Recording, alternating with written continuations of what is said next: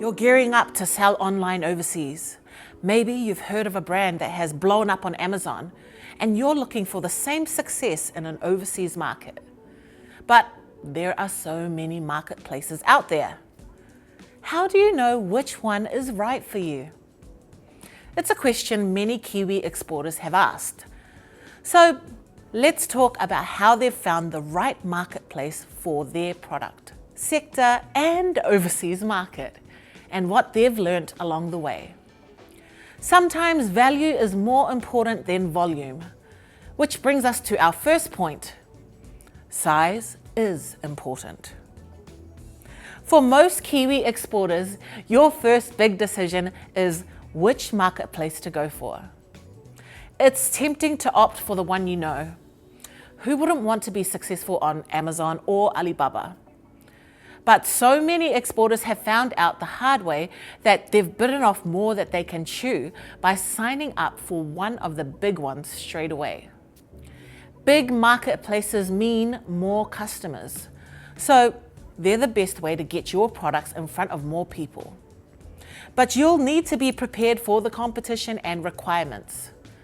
You'll need to meet volumes, logistics, fulfillment criteria, and have enough to invest in promoting yourself.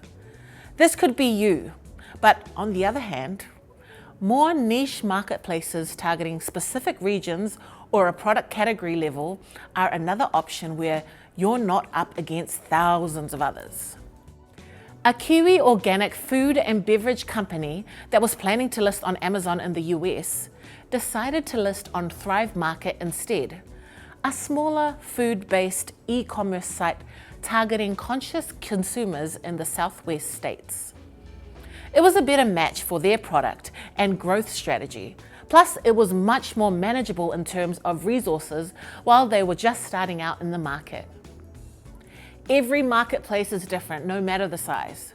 There won't be a perfect marketplace for what you sell, but we do have a few questions that will help you narrow down what you need and help to weigh your options. The best place to start. Think about where your customers actually shop. Where are they based? And where are they likely to find your product? Amazon might be the biggest global retailer, but it isn't in the top 10. In China, where Taobao, which is part of Alibaba, has the most visitors per month. What type of product do you have? Is it more likely to do well on a platform with loads of competitors? Or will you do better on a platform that's more geared towards a specific customer base?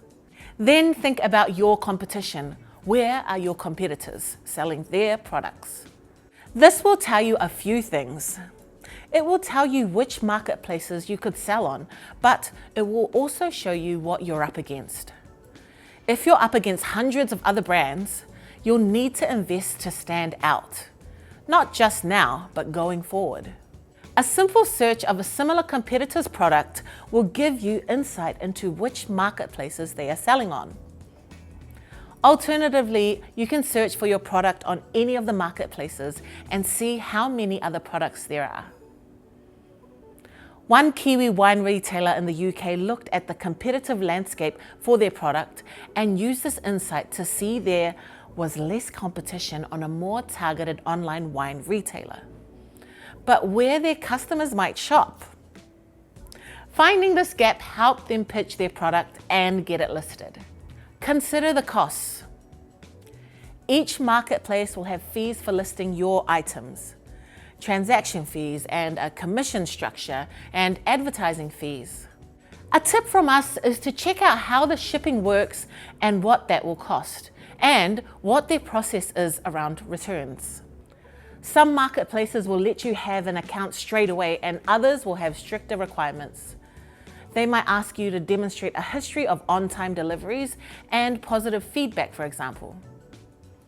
There may also be restrictions on how many of your products can be listed. Also, find out how you get paid. It sounds so obvious, right? But seriously, it's worth asking when you'll get paid and how. For more information and help on exporting, please visit MyNZTE.